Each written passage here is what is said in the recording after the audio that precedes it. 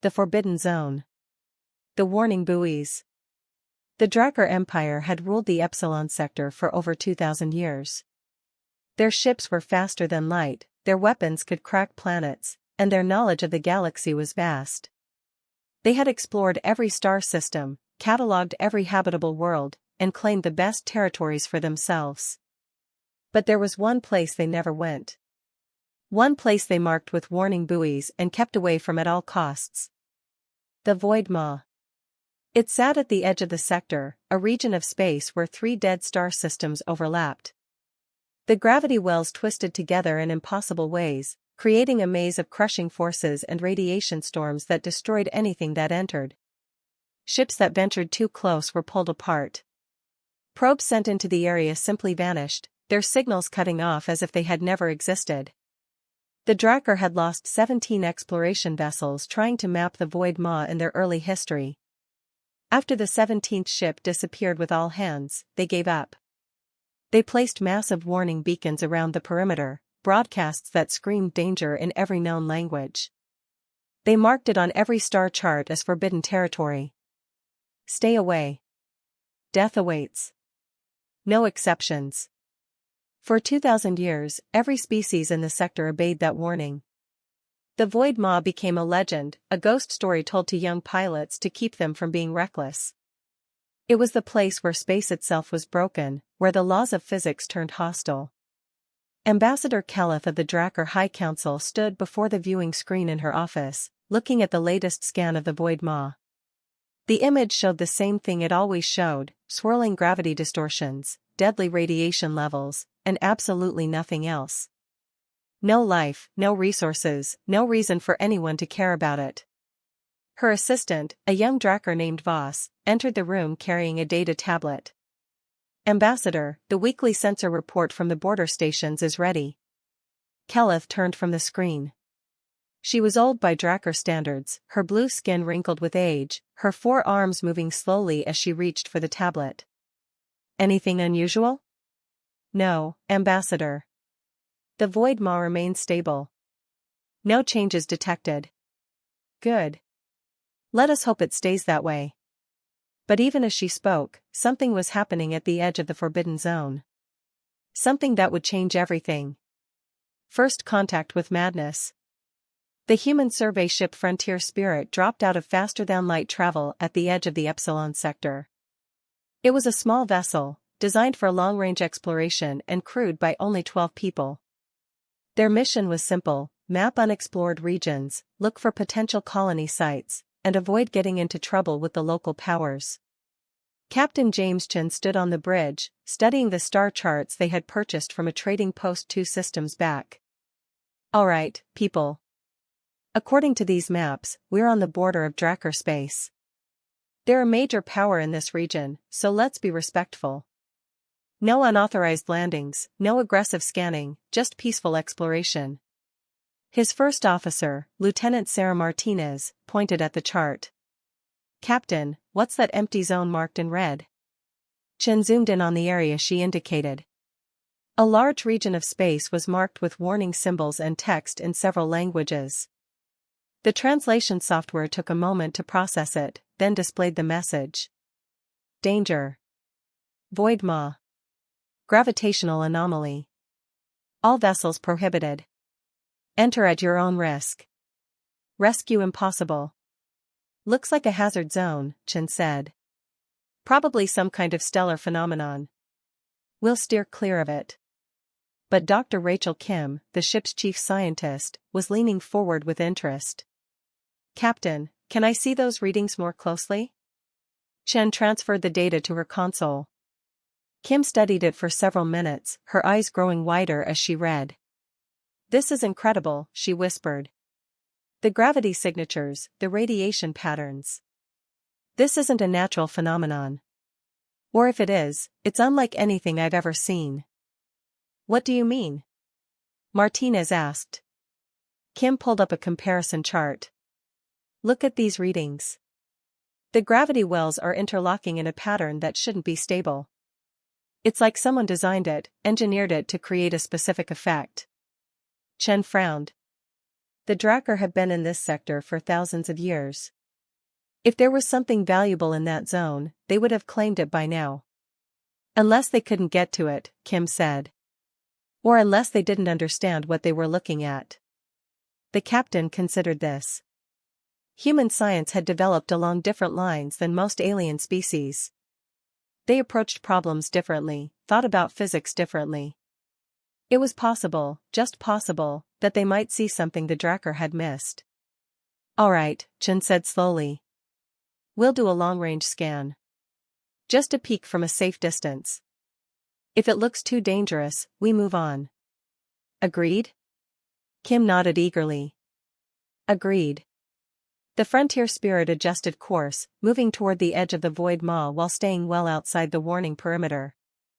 They activated every sensor they had, gathering data from a distance. What they found was astonishing. The gravity wells aren't random, Kim reported, excitement growing in her voice. They're creating stable channels. Like rivers in space. If you knew the exact path to follow, you could navigate through them safely. Are you sure? Chen asked. I'm running the calculations now, but yes. It's like a natural maze. Deadly if you enter randomly, but navigable if you have the right map. Martinez was shaking her head in disbelief. Why would anyone want to go in there, even if they could? Kim pulled up another scan. Because of what's in the center. Look at this. The screen showed an image from their deepest sensor penetration. At the heart of the void maw, protected by the deadly gravity maze, was a cluster of planets. 7 worlds orbiting a stable star, completely hidden from outside view by the surrounding chaos. And 3 of those worlds showed signs of being habitable. Chen stared at the screen in silence. Habitable worlds were valuable beyond measure. Humanity had been searching for new colony sites for decades, and here were 3 of them, completely unclaimed, sitting in a region that everyone else considered worthless. This is going to sound crazy, Chen said slowly, but I think we should try to reach those planets. Captain, the danger, Martinez began. I know. But Dr. Kim says there are safe paths through the gravity wells. If she's right, we could claim those worlds for Earth. 3 entire planets, completely hidden and protected by natural defenses that no one else can navigate. Kim was already working on the calculations. It will take me a few days to map the safe routes. And we'll need to move very slowly, very carefully. One mistake and the gravity will crush us. Then we better not make any mistakes, Chen said. Get started on those calculations, Doctor. Martinez, send a message back to Earth Command. Tell them what we've found and what we're attempting. If we don't check in within 2 weeks, they should assume we failed. Sir, are you sure about this? Martinez asked. Chen looked at the hidden planets on the screen. 3 worlds, unclaimed and waiting. The kind of opportunity that came once in a lifetime. Yes, he said. I'm sure. Humanity didn't get this far by playing it safe. The journey begins. Over the next 3 days, Dr. Kim mapped the gravity channels while the frontier spirit held position at the edge of the void maw. It was delicate work, requiring constant sensor readings and complex mathematical modeling. One wrong calculation would send them into a gravity well that would tear the ship apart. The Drakkar border stations noticed the human vessel and sent several warning messages. Unknown ship, you are approaching a forbidden zone. Turn back immediately. Captain Chen responded politely. This is the UHS Frontier Spirit. We're conducting scientific research from a safe distance. We mean no intrusion into Drakkar space. The Drakkar were not satisfied with this answer. Ambassador Keleth herself contacted the human ship, her image appearing on Chen's screen. Captain Chen, I am Ambassador Keleth of the Drakkar High Council. The region you are studying is extremely dangerous. 17 of our ships have been lost there over the centuries. You must turn back. Chen bowed respectfully. Ambassador, we appreciate your concern. However, our scientists believe they can navigate the gravity maze safely.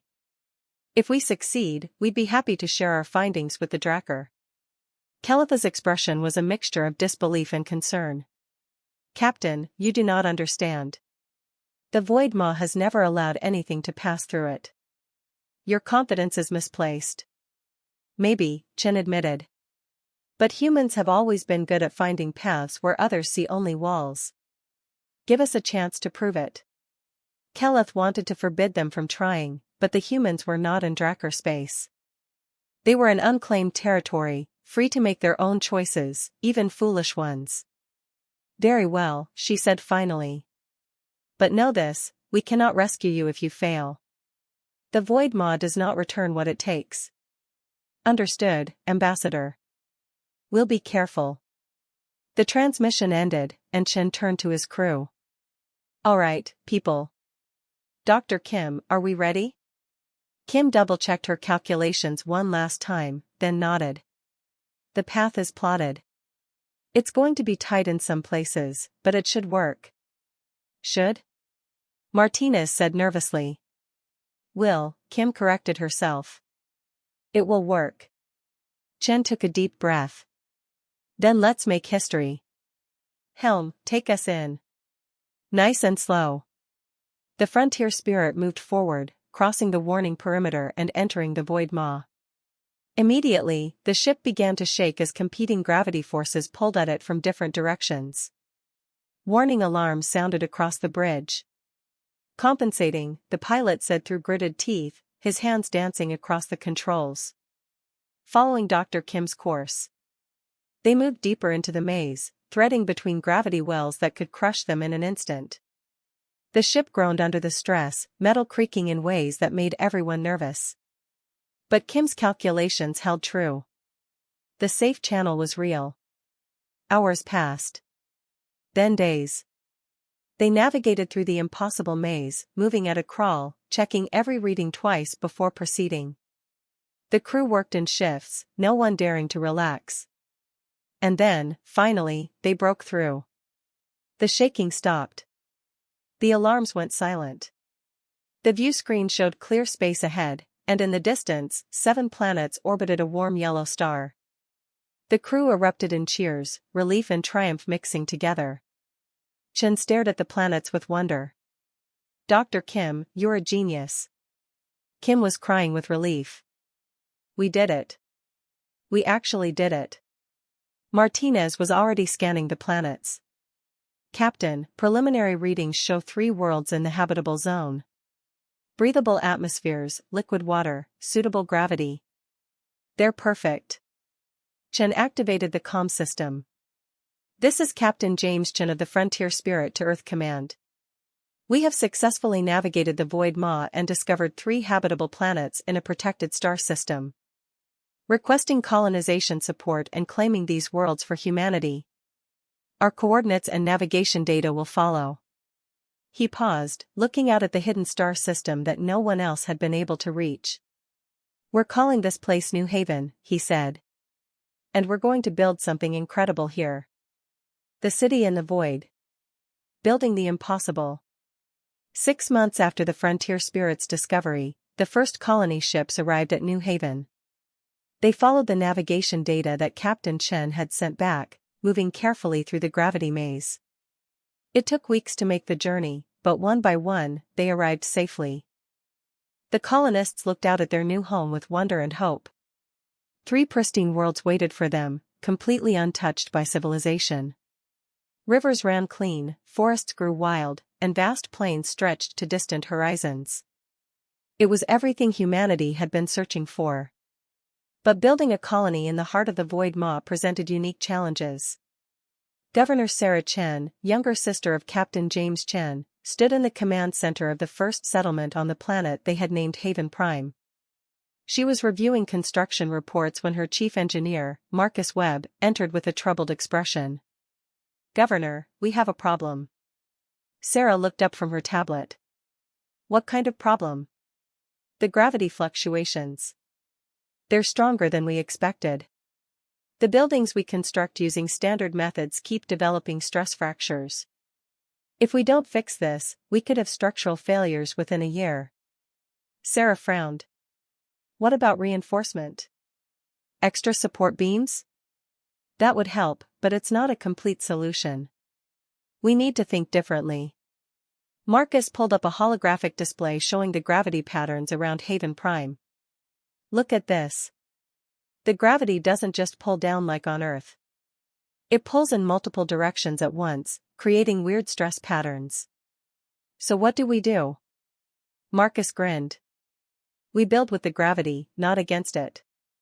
We design structures that use the multiple gravity vectors to support themselves. It's going to look strange, but it should be much stronger. Over the following months, the human colony on Haven Prime began to take shape. The buildings were unlike anything seen in normal space. They curved and twisted in impossible ways, following the gravity flows rather than fighting them. Bridges spiraled through the air. Towers leaned at angles that should have been unstable but were actually perfectly balanced.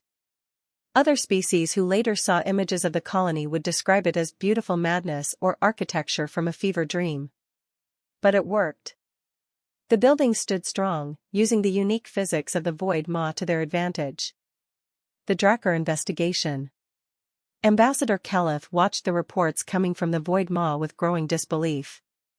The humans had not only survived their journey into the Forbidden Zone, they were building colonies there. Multiple colonies across 3 different planets. It was impossible. And yet it was happening. Summon the Science Council, she ordered. I want to understand how they did this. The Drakkar scientists studied the navigation data that the humans had shared freely. They ran simulations and checked calculations. Finally, the lead scientist, an elderly scholar named Torath, presented his findings to the ambassador. The humans were correct, Torath said, his voice filled with reluctant admiration. The gravity wells do create stable channels. We never saw them because we were looking for something else. We expected the void maw to be completely impassable, so we never searched for paths through it. And the humans did search? Caliph asked. No, Ambassador. They assumed there had to be a way through. Their approach to problem-solving is fundamentally different from ours. Where we see obstacles, they see puzzles. Where we see danger, they see challenge. Caliph absorbed this information slowly. For 2,000 years, the Drakkar had avoided the void maw. They had told themselves it was impossible to enter, and so they had never seriously tried. The humans had looked at the same impossible situation and simply refused to accept it.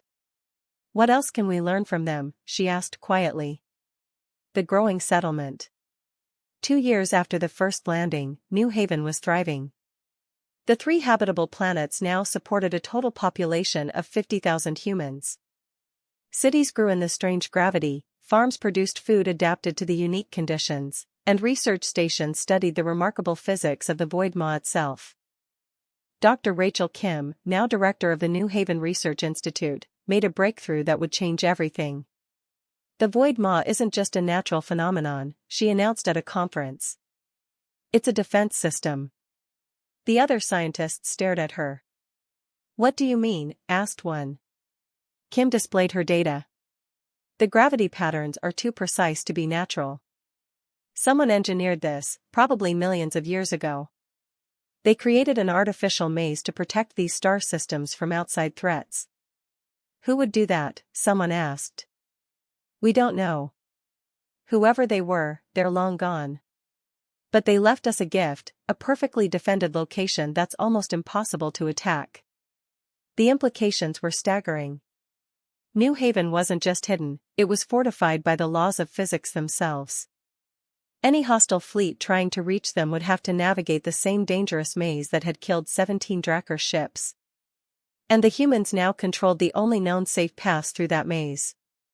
News of this spread across the Epsilon sector. Other species looked at New Haven with new eyes. The humans had claimed not just 3 planets, but an entire star system protected by ancient alien engineering. It was one of the most defensible positions in the known galaxy. An offer of alliance. Ambassador Caliph traveled to New Haven herself, taking 3 weeks to make the careful journey through the gravity maze. When she finally arrived, Governor Sarachin greeted her personally.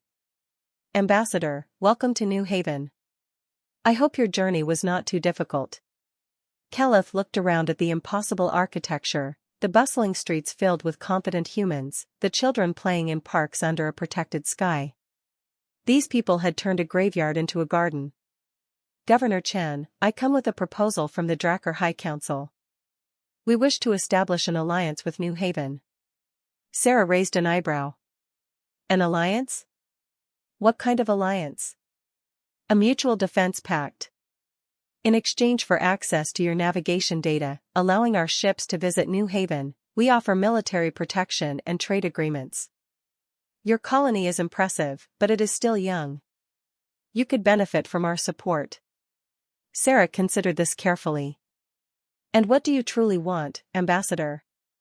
Why is the mighty Drakkar Empire interested in allying with a small human colony? Keleth smiled, a gesture of respect. Because you have taught us something valuable, Governor. You have shown us that impossible is just a word.